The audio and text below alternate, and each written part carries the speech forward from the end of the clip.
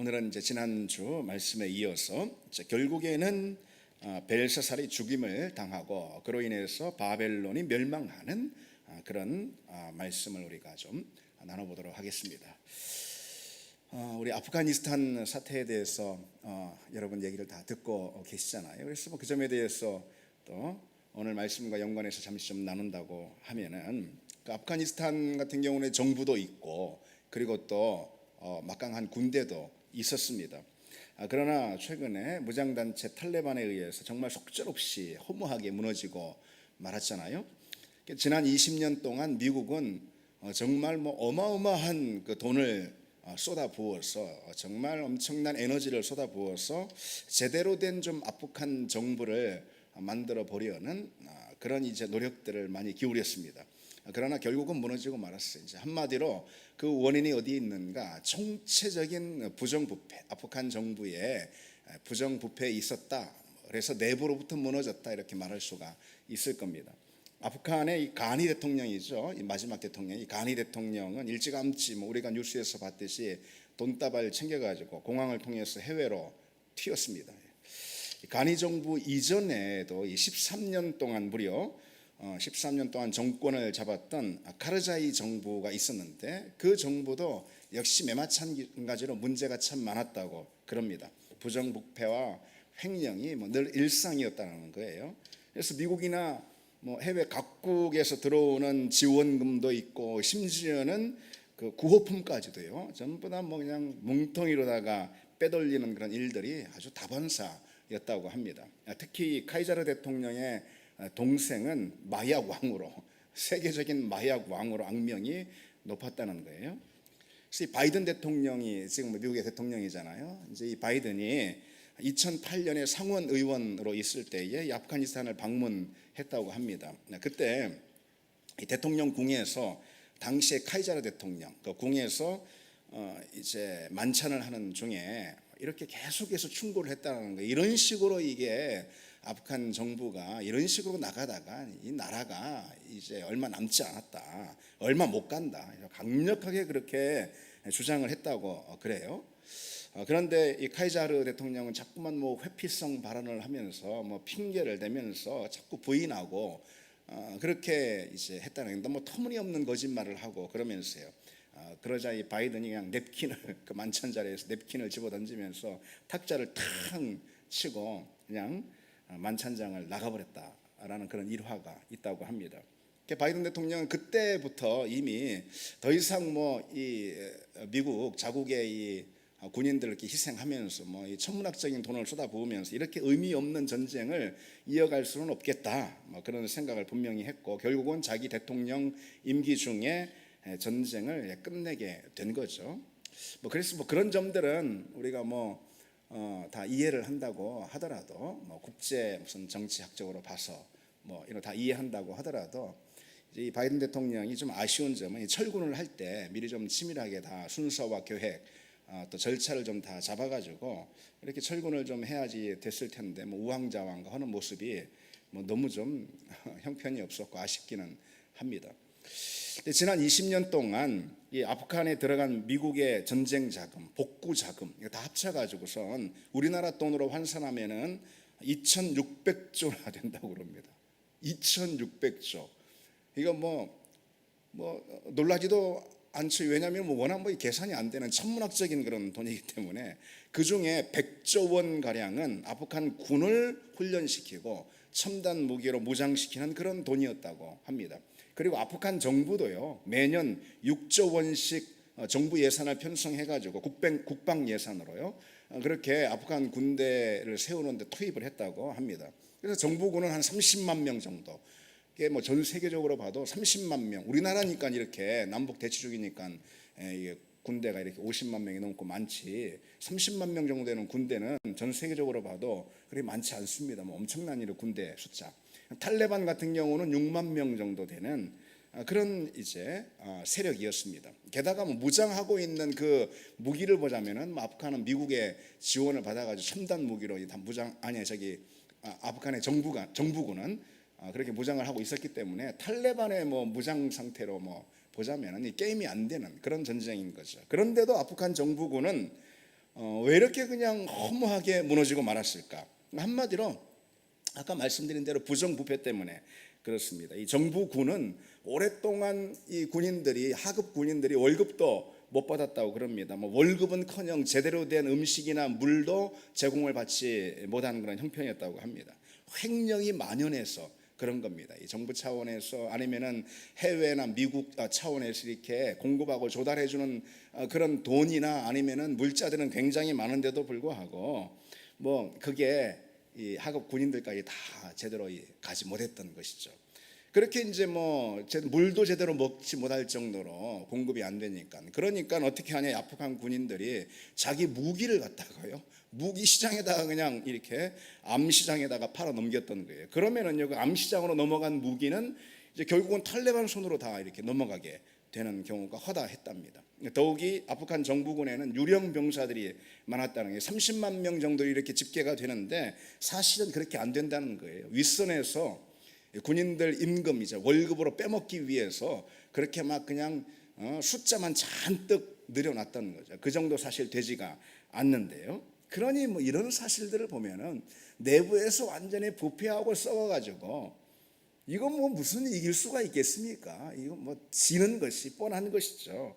그래서 변변한 저항조차 하지 못하고 탈레반한테 이렇게 정권을 빼앗겨 버린 이유가 뭐 분명히 보입니다.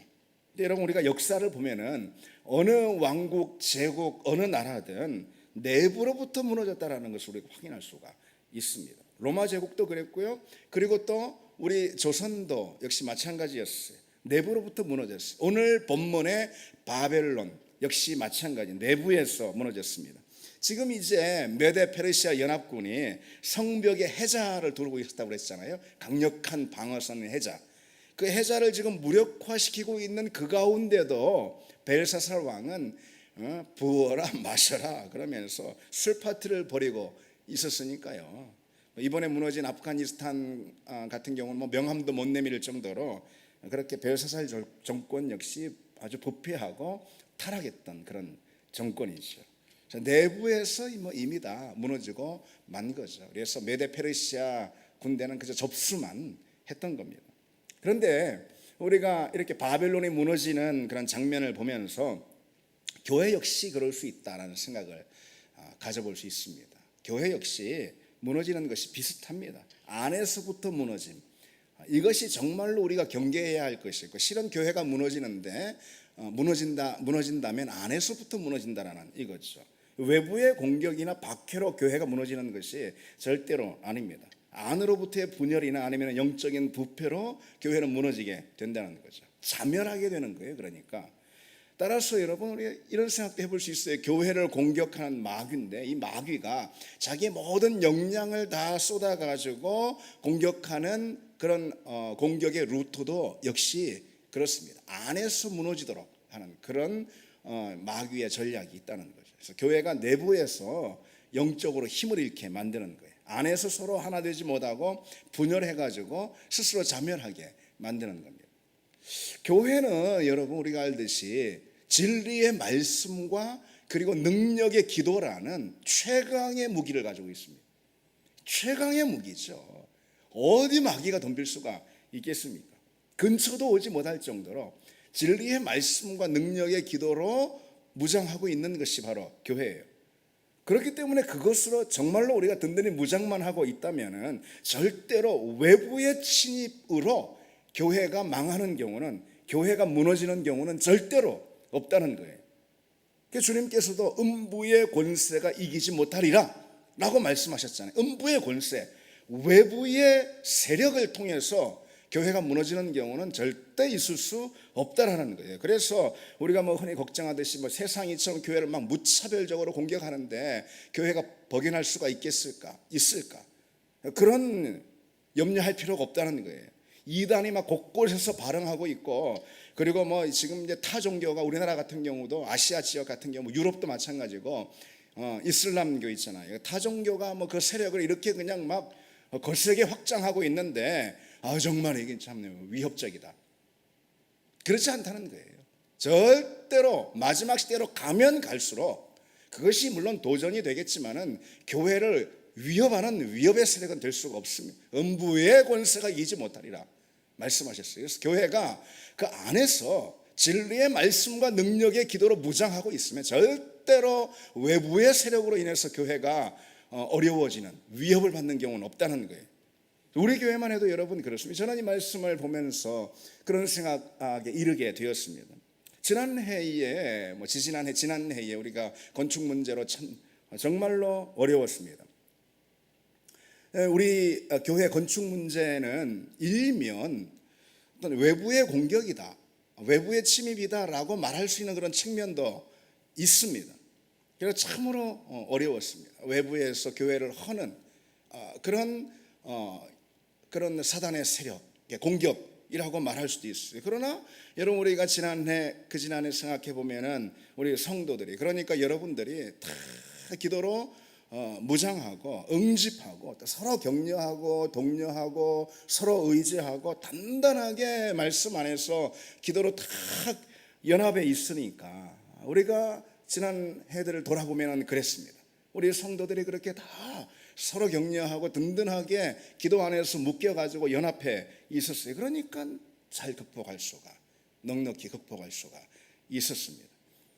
그래서 우리가 안에서 무너지지 않도록 해야 한다는 거죠. 그러기 위해서 우리는 늘 견실하게 진리의 말씀 붙들고 그 안에 있어야 하는 것이고, 오로지 기도로 하나 되는 그런 공동체가 돼야 합니다. 우리는 그것만 하면 됩니다. 그러면 우리는 두려워할 것도 걱정할 것도 없습니다. 우리는 그 안에서 말씀과 기도 안에 든든히 우리가 서 있으면은, 그러면은 그것이 교회의 능력과 힘이 되는 것이고, 음부의 권세가 결코 교회를 노리지 못하고, 그러면은 자연스럽게 음부의 권세, 외부의 세력들, 사단의 세력들이 무너지게 되는 것을 우리가 보게 됩니다. 그럼 보게 됩니다. 오늘 이제 본문을 보시면은 벨사살이 왕궁에서 귀족 1000명과 함께 이 술 파티를 벌이는데, 오늘 술 파티를 벌이는 장면, 이제 다니엘 5장에 나오잖아요. 이 장면은 성경에 기록된 여러 연회 장면들이 많이 있거든요. 근데 아무리 생각해봐도 성경에 기록된 많은 연회 장면 가운데 이처럼 크고 호화스러운 연회, 이건 뭐 술 파티죠. 이런 연회는 아마 성경 어디에도 없을 거라는 생각이 듭니다. 그런 아주 호화스럽고 거창한 그런 술 파티를 지금 벨사살이 귀족 1000명과 함께 왕궁에서 벌이고 있을 때 갑자기 손이 나타나서 연회석 전면의 석회벽 가운데 글씨를 새기는 그런 장면이 나오죠. 벨사살은 두렵고 떨려가지고 몸을 부들부들 할 정도로요. 그리고는 제국의 술사들과 지혜자들을 다 불러 모아놓고 저 글씨가 뭘 의미하냐, 글씨를 해석하라, 그렇게 다그칩니다. 결국 아무도 하지 못하고 다니엘이 벨사살 왕 앞에 서게 되는 장면, 우리가 이제 그 장면부터 오늘 본문을 지금 읽고 있는데요. 다니엘이 해석을 합니다. 석회벽에 새겨진 글자가 뭐죠? 메네 메네 데겔 우 바르신, 이런 건데요. 다니엘이 이제 뭐라고 해석을 해서 왕에게 전달하냐면은, 하나님이 이미 나라에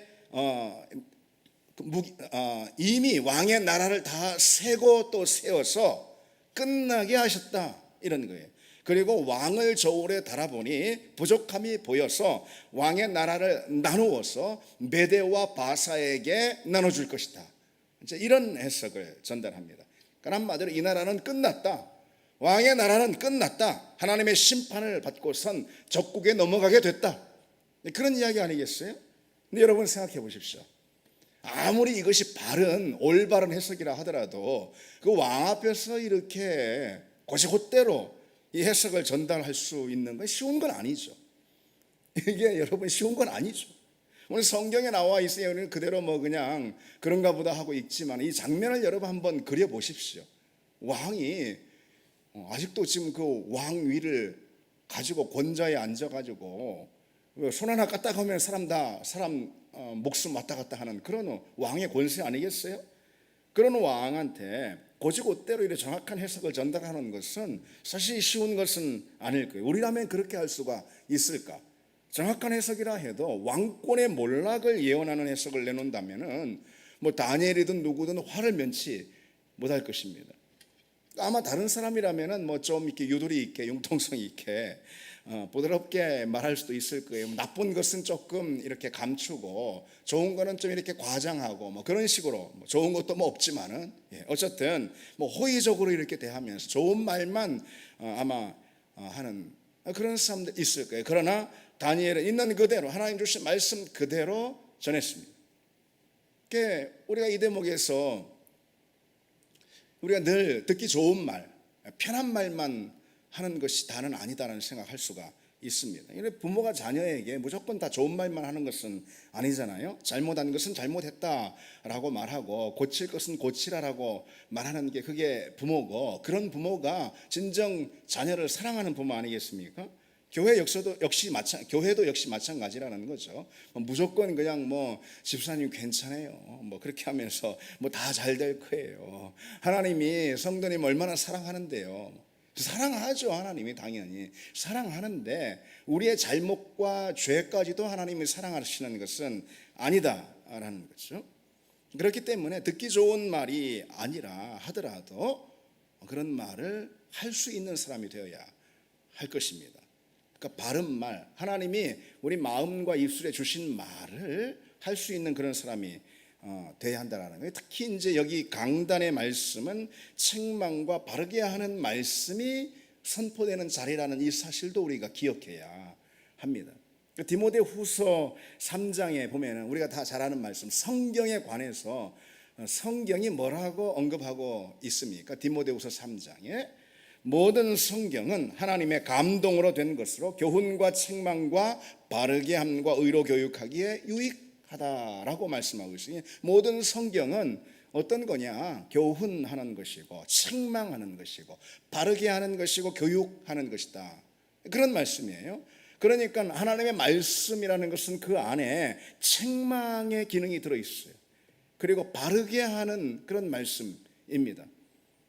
이 책망이라는 것은 리버킹 에러, 실수하고 잘못한 일에 대해서 꾸짖는 것을 말하는 거죠. 바르게 한다라는 것은 correcting faults, 그래서 이제 이건 잘못한 것을 고쳐주는 것을 말합니다. 바로잡아주는 것을 말합니다. 이게 하나님의 말씀이 우리에게 하는 역할이라는 거예요. 하나님은 하나님의 말씀을 그런 목적으로 우리에게 주셨다라는 거죠. 그렇기 때문에 여러분, 우리가 말씀을 읽고 묵상을 한다고 할 때 그저 하나님 말씀 마음 편하고 내게 그저 즐겁고 행복하고 나를 만족시켜주고 그래서 뭐 소위 말해서 은혜 받게 하는 그런 것만 있지는 않다는 거죠. 물론 그런 내용도 있지만은 우리가 말씀을 읽을 때 말씀의 책망과 꾸지람을 받고 그래서 우리 마음이 좀 상할 때도 있는 것입니다. 그렇잖아요. 자녀가 부모에게 책망과 꾸지람을 받으면 그 순간은 당장은 마음이 좀 상하잖아요. 마음이 아프잖아요. 괴롭잖아요. 우리가 하나님 말씀을 묵상한다라고 할 때 그저 그 묵상을 통해서 얻는 유익이 뭐냐? 그건 그냥 마음의 평강 뭐 이런 게 아닐 수도 있습니다. 그것만 있는 건 아니라는 거예요. 하나님 말씀을 묵상할 때 그 말씀의 심한 책망과 꾸지람을 통해서 잠시라도 우리 마음이 상한, 그럼 물론 고치는 거죠. 우리 삶의 태도를. 그럴 수가 있습니다. 강단의 말씀을 들을 때 역시 마찬가지죠. 그 강단의 말씀이 내게 질책과 나무람으로 들릴 때가 있어야지 그건 바른 말씀이라는 거예요. 우리가 또 양육을 받습니다. 그리고 또 목장 안에서도 또는 뭐 그 외에 서로 말씀을 놓고 서로 나눕니다. 말씀을 놓고 서로 나눌 때 그때 우리는 말씀의 면책을 우리가 받게 될 때가 있습니다. 그게 하나님이 우리에게 말씀을 준 목적이라는 거예요. 교회는 그래서 그런 공동체가 되어야 합니다. 솔직히 뭐 우리가 참 그런 점에 있어서 부족한 게 있습니다. 저도 그렇고 싫은 말 하기가 그렇잖아요. 싫은 말 하면은 싫은 말 하는 사람도 싫어. 그렇잖아요. 누가 싫은 말을, 상대가 싫은 말을 하겠습니까? 근데 이제 여기 강단의 자리에서는 이제 공개적인 그런 자리니까 공적인 자리 특별히 그러니까 이제 말씀 본문을 가지고 할 수는 있겠죠. 그러나 뭐 그런 것도 그렇게 쉬운 건 아닙니다. 그래서 제가 그런 일들을 잘 수행하고 있다라고 사실 저는 그렇게 스스로 생각하진 않습니다. 그러나 우리가 잘못을 말하고 바른 권면을 하고 그리고 또 경책을 하는 것, 이것은 교회 안에서 말씀을 통해서 우리가 할 수 있는 가장 중요한 일 중 하나라는 이 사실을 우리가 꼭 기억을 해야 합니다. 그걸 기억한다면, 그렇다면은 우리는 그런 말씀을 통해서 그런 책망과 바르게 함을 들을 때 어떤 태도로 우리가 들어야 할까? 이젠 듣는 태도, 듣는 입장에 대해서 우리가 생각을 해보자면은 권면하는 말로 들어야 하겠죠. 경계하는 말, 책망하는 그런 말을 우리가 온유한 마음으로 우리가 들어야 할 것입니다. 나를 사랑하는 마음으로 들어야 할 것입니다. 그게 주님이 말씀하시는 좋은 땅, 네 가지 땅에 대해서 말씀하실 때 좋은 땅 말씀을 하시잖아요. 부드러운 땅이에요. 수용하는 그런 땅, 이게 좋은 땅이거든요. 바로 좋은 땅과 같은 그런 마음의 밭이고, 그런 마음의 밭을 가진 사람이 곧 성숙한 그리스도인입니다. 누가 성숙한 그리스도인이냐? 말씀을 통해 바르게 함과 책망을 늘 받을 수 있는 그런 사람이 성숙한 그리스도인입니다. 그래서 이러이러한 것은 말씀에 어긋난 것이니까 우리가 고쳐야 합니다 라고 말할 때 아멘, 아멘, 제가 그렇게 하겠습니다. 이런 성도가 정말 성숙한 성도인 거죠. 우리가 과연 그런 성숙한 성도인가? 과연 그런 사람이 되기를 바랍니다. 하나님께서 우리에게 뭔가 말씀하실 때, 또는 하나님의 말씀을 누군가를 통해서, 어떤 영적 권위자를 통해서 우리에게 말씀하실 때, 하나님 편에서 만약에 상상해 볼 때 하나님 편에서 쟤한테 이런 말 하면 아이고 막 이건 내 부담스러워서 말 못하겠다. 제 반응할 걸 보니 내 뻔해가지고 아이고 내가 이런 말 하지 말고 말지. 만약에 상상해 볼 때 하나님이 그렇게 생각하신다면은 그게 바른 하나님의 자녀이겠습니까? 하나님의 바른 자녀는 아니겠죠. 정말 하나님의 자녀라면은 어떤 하나님의 말씀을 하실 때도 그 사랑의 말씀으로, 권면의 말씀으로 내가 좋은 마음의 밭이 되어서 받아들일 때 아멘, 아멘 할 때, 그때 하나님은 하나님의 말씀을 우리에게 말씀하실 테고, 우리는 말씀의 바른 길로 인도함을 비로소 받을 수가 있을 것입니다. 오늘날 우리 사회의 문제가 무엇인가? 잘못을 잘못으로, 문제를 문제로 인정하려는 태도들이 잘 없는 게 오늘날 우리 사회의 중요한 문제 중 하나입니다. 그런 잘못을 잘못으로 인정하지 않으려는 태도가 슬그머니 언제부턴가 파고들었단 말이죠. 그래서 어떤 문제에 대해서 자꾸만 괜찮아, 그건 내 잘못이 아니야, 다 사회가 부조리한 탓이야. 그리고 이런 달달한 그런 립 서비스를 잘 해주는 것을 좋아합니다. 누군가한테만 괜찮아, 그건 너 잘못이 아니야, 그건 네 탓이 아니야, 다 세상이 부조리한 탓이야, 세상이 널 그렇게 만들었어. 물론 그런 상황도 있습니다. 오늘 그런 경우도 있어요. 없는 게 아니에요. 그러나 분명히 자기가 잘못하고 실수하고 문제의 근원이 자기에게 있음에도 불구하고 괜찮아, 그건 너 잘못이 아니야, 다 세상이 이렇게 부조리해서 그런 거야.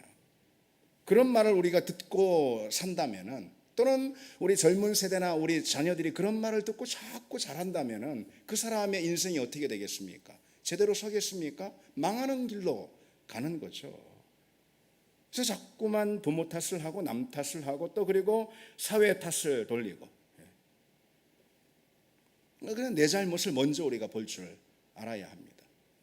요즘은 자꾸 어떤 개인의 감정, 정서를 굉장히 존중히 여기는 그런 시대가 되어서 그런지 몰라도 그 자체로는 좋은데, 그게 나쁜 건 아니지만은 이렇게 어긋나는 그런 방향으로 가는 경우도 있습니다. 결국은 나의 문제를 내가 정확히 직시하지 못하게 되고, 그러다 보면은 결국은 내 인생이 어긋나는 것이고, 그것은 내 인생에 고스란히 피해가 돌아온다라는 것을 우리가 알아야 하는 거죠. 오늘날은 심지어 죄도 죄로 인정하지 않으려는, 명백히 죄인데 죄로 인정하지 않으려는 그런 태도들도 있습니다. 그 대표적인 예가 동성애 문제입니다. 여러분, 왜 동성애 문제가 이렇게 심각한 것일까요? 저도 몇 차례 여러분들에게 이제 공개적으로 말씀을 드렸는데, 다른 죄도 많잖아요. 죄가 얼마나 많아요. 우리 그리스도인들조차도 범하는 그런 죄도 많고요. 세상 사람이나 뭐 그리스도인이나 상관없이. 그런데 왜 기독교는 자꾸 동성애 문제에 대해서 막 이렇게 예민하게 반응하는 것일까? 뭐 그렇게 말하는 사람들도 있더라고요. 심지어 교회 안에서도, 우리 교회 말고 그런 사람도 있더라고요. 악하게 거짓말하고요, 탐욕스럽고요, 아주 그냥 비정하고, 남들 그렇게 비난하고 상처하게 주고, 그렇게 못된 죄도, 심각한 죄도 많은데 왜 최근 들어서 교회는 자꾸 이 동성애라는 사회악을 유독 그렇게 경계하고 나서고 있는 것일까요? 많은 교회들이. 그럼 왜냐면은요, 다른 죄들에 대해서는 사람들이 그것이 죄라는 것을 인정하지 않진 않아요. 다 인정을 해요. 예를 들어서 사기라는 것이 절대 죄가 아니다. 사기를 사전에서 이 죄의 항목에서 빼야 된다라고 말하는 사람 아무도 없어요. 물론 난 사기 안 쳤어 이렇게 주장하는 사람 많죠. 그러나 사기라는 것이 죄가 아니다라고 말하는 사람 아무도 없어요. 그렇죠? 살인이라는 것을, 살인이 왜 죄인데 그렇게 말하는 사람 봤어요, 여러분? 그렇게 우기는 사람 아무도 없어요.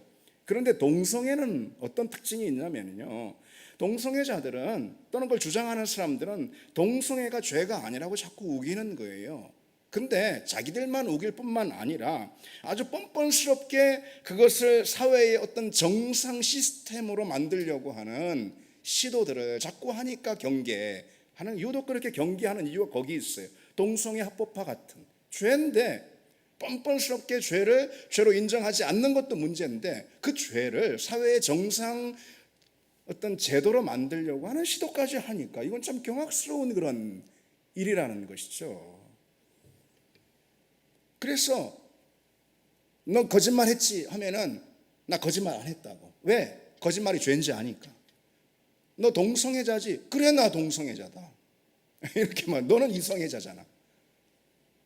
이런 태도가 바로 동성애라는 죄와 다른 죄의 가장 극명한 차이점입니다. 죄를 정당화한다라는 거예요.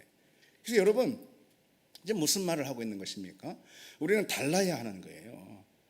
그러니까 무엇이 달라야 하는가?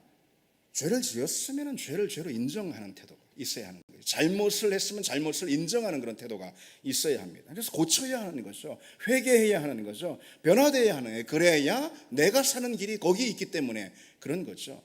사울 왕과 다윗의 차이가 무엇인지 여러분 다 알고 계시잖아요. 사울은 사무엘의 책망을 귀담아 듣지 않고 자꾸 핑계와 변명으로 일관했습니다. 그러나 다윗은 어떻죠? 선지자 나단이 밧세바 사건에 대해서 지적을 하고 책망을 하니까 그 자리에서 회개하잖아요. 일절 변명 없고 딱 그 자리에 무릎 꿇고 납작 엎드려 회개하지 않습니까?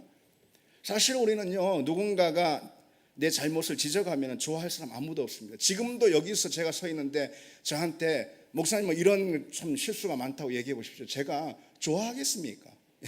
누구라도 마찬가지입니다. 좋아할 사람 없습니다. 그러나 지금 뭘 말씀드리고 있는 거죠? 인정해야 한다는 거예요. 이걸 받아들여야 한다는 거예요. 근데 어쨌든 우리는 내 마음에 편안한 말을 해주는 사람을 좋아합니다. 물론 우리가 뭐 맨날 부정적인 말하고 그 사람에 대해서 지적하고 그러라는 것은 아니죠. 오늘 말씀의 주제가 이거니까 우리가 나누고 있는 것입니다. 근데 여러분, 맨날 나한테 내가 좋은 말, 편안한 말만 해준다면은 그 결과는 결국 나한테 해로 돌아온다는 것을 우리가 알아야 합니다. 그러니까 부모는 늘상 달콤한 사탕 발림 좋은 말만 자식에게 해주는 것이 아닙니다. 역대하 18장에 보면은요, 북이스라엘의 아합 왕이 남유다의 같은 시대, 동시대 여호사밧 왕이었어요. 여호사밧 왕에게 군사 동맹을 같이 맺었어요. 그리고선 아람의 길르앗 라못, 이거 원래 이스라엘 땅인데 아람한테 빼앗겨 버렸거든요. 그 길르앗 라못을 우리가 찾아오자, 공략을 하자, 막 그렇게 자꾸 부추깁니다. 그러니까 이제 유다는 그때 당시에 국력이 약했어요. 이스라엘 아합은 국력이 강했고, 그래서 서로 군사 동맹 체제 같이 있었는데 아합 왕이 자꾸 그렇게 권한을 하니까, 우리 같이 가자리 제안을 하니까 뭐 어쩔 수가 없이 이제 끌려가게 생겼는데, 여호사밧이 그럽니다. 그러면은 하나님의 뜻이 어디 있는지 한번 여쭤보자고 그렇게 제안을 합니다. 그러니까 아합이 뭐 그거 알았다고, 뭐 우리 이스라엘에 선지자 400명 선지자 다 데리고 오라고, 선지자 400명을 다 모아놓고선 물으니까 다들 선지자들이 뭐 하는 말이 그냥 뭐 올라가소서 왕이요, 왕이 올라가소서, 뭐 하나님께서 적들을 당신의 손에 붙이실 겁니다, 왕이 이기실 겁니다, 이러고 있습니다. 400명이 전부 다. 그러니까 여호사밧이 믿음이 안 가요. 그래서 이들 외에도 좀 더 물어볼 선지자가 없습니까? 하니까 아합 왕이 하는 말이, 미가야라는 선지자가 사실 있긴 있는데 그 사람 말이지 내게 좋은 예언을 한 번도 한 적이 없다. 항상 나쁜 예언만 나한테 했어가지고 내가 아주 미워하는 선지자 있다고. 그래도 그 사람 한번 불러보죠. 그런 겁니다. 그래서 여호사밧 아합이 어쩔 수 없이 미가야를 데리고 옵니다. 미가야가 정확히 예언하는 게 뭐 아합이 미워서 그런 것도 아니고 감정이 있어서 그런 것도 아니고 정확히 예언을 하는 거죠. 이 전쟁은 기도해 보니 하나님 뜻을 여쭤보니 하나님의 뜻이 아니라고 합니다. 그러니 다 흩어져서 집으로 돌아가십시오. 그렇게 예언을 합니다. 그러자 아합 왕이 막 뿔따구가 분이 나가지고 미가야를 옥에 가둬버립니다. 그리고 여호사밧을 데리고 전쟁터에 나가 전쟁을 강행합니다. 그 결과가 어떻게 됐겠습니까? 아람 군대에게 대패를 당하고 이 아합도 그 전쟁에서 죽임을 당합니다. 에스겔 33장에 우리에게 이렇게 말씀하고 있어요. 그가 경고를 받았던들 자기 생명을 보전하였을 것이나 나팔 소리를 듣고도 경고를 받지 아니하였으니 그 피가 자기에게로 돌아가니라. 경고를 받는 사람, 성도는요 하나님의 말씀의 경고를 듣는 사람입니다. 잠언 9장에 이런 말씀이 있습니다. 거만한 자를 책망하지 말라. 그가 너를 미워할까 두려우니라. 지혜 있는 자를 책망하라. 그가 너를 사랑하리라. 그랬습니다. 여러분, 지혜로운 사람은 진정 하나님 말씀으로 대하는 지혜로운 사람은 말씀의 책망을 듣는 법입니다. 다시 본문을 보시면 마지막으로 손이 나와서 그렇게 글씨에 석회배에 글씨를 썼다고 그랬잖아요. 근데 그 글자가 뭐냐면은 메네 데겔 바르신, 이거 있습니다. 그래서 이 글자는 아람어거든요. 근데 아마도 자음으로만 이렇게 딱 구성된, 모음 없이 그런 글자로 쓰였을 것으로 성경학자들은 봅니다. 이 단어를 그냥 명사로만, 자음으로만 쓰였으니까 명사로만 보자면은 이 세 단어 모두가 바벨론의 무게를 재는 그 무게 단위입니다. 그러니까 무게 단위로 보자면 이런 거죠. 뭐 한 미나, 한 세겔, 그리고 반 세겔, 뭐 이런 거예요. 이때 당시 이제 무게는 보통 돈을 재는 무게로 쓰이기도 했으니까 뭐 우리식으로 그냥 쉽게 표현하자면은 만 원, 1,000원, 그리고 1,000원 반. 뭐라는 거예요 도대체? 그러니까 바벨론의 술사들이나 지혜자들이 다 볼 때 뭐 전혀 좀 무의미한 단어를 나열돼 있네. 해석할 길이 없었던 거예요. 근데 여기에 이제 다니엘이 해석을 하죠. 모음을 붙여서 동사로 읽으면서 해석을 하는데, 메네의 뜻은 숫자가 세워지다 그런 거고, 데겔은 무게가 달리다, 그리고 우죠. 우는 접속사 그리고라는 것이에요. 접속사 그리고 우. 그다음 바르신은 나뉘다, 이렇게 읽힐 수가 있어요. 그래서 문자적으로 보자면은 세워지고 달아보니 부족하여 나뉘다. 문자적으로 그렇게 해석할 수가 있는 거예요. 이 글자에 대한 해석, 그냥 문자적으로 그렇게 번역이 되는데 그에 대한 하나님의 뜻을 넣어 해석을 해야 되지 않겠어요? 다니엘이 이렇게 해석을 한 것이며, 하나님이 왕의 시대를 다 카운트하셨다. 그리고 왕의 무게를 달아보니 부족함이 하나님께 보였다. 그래서 왕의 나라가 나뉘어서, 그래서 메대와 바사에게 하나님께서 당신의 나라를 주실 것이다. 이렇게, 이게 어쨌든 바벨론의 몰락을 의미하는 말씀 아니겠어요? 하나님께서 벨사살의 죄로 인해서, 교만으로 인해서 그 나라의 기한을 다 세셨고 멸망의 날을 정하심으로 메대와 바사의 손에 넘기실 것이다라는 그런 말씀. 그래서 여러분, 우리가 이 대목에 있어서는 우리 시간상 간단하게 우리가 하나만 생각 기도하도록 하겠습니다. 하나님은 보이지 않아도, 우리 하나님 우리에게 보이지 않으셔도 우리를 지켜보시고 세고 계신다. 그리고 결국은 마지막 때 하나님의 저울에 우리를 올려놓으시고 무게를 다실 것이다. 무엇을 세시고 무엇을 무게 다신다라는 말씀일까요? 우리의 믿음을, 하나님을 향한 헌신과 충성, 하나님을 향한 태도, 우리의 신앙과 믿음을 말하는 거 아니겠어요? 우리의 인생을 말하는 거 아니겠어요? 그것을 우리 하나님 보이지 않지만 다 세고 계시는 거예요. 다 카운트하고 계시는 거예요. 그리고 결국 마지막 때에 저울 위에 올려놓으시고 우리의 믿음을 하나님을 향한 우리의 믿음을 저 위에 올려 놓으실 거예요. 바로 심판을 말하는 거 아니겠어요? 우리 모두가 하나님 앞에 바로 선 믿음으로 나아가기를 원합니다. 그때 우리가 힘들고 어려움을 당하고 손해를 보고 손실을 겪어도 여러분 너무 낙심하지 말기 바랍니다. 하나님이 다 세고 계십니다. 하나님이 카운트하고 계시는 거예요. 하나님을 향한 우리의 수고와 땀을 다 카운트하고 계십니다. 하나님을 향해서 우리가 부르짖고 기도한 것을 다 하나님은 세고 계시겠어요. 마지막 우리의 그 믿음, 온전한 믿음을 무게에 재실 거예요. 그리고 우리를 하나님께서 천국에서 받으실 줄 믿습니다. 우리 같이 이 찬양 드리시고 기도하시겠습니다. 우리 풀은 마르고